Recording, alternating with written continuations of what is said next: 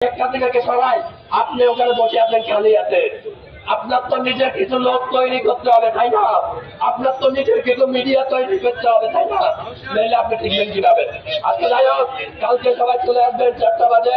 গরু জায়গাতে দাওয়াত রইল। ওকে,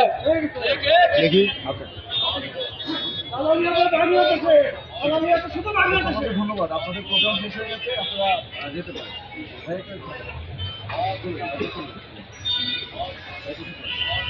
আপনারা চলে আসবেন।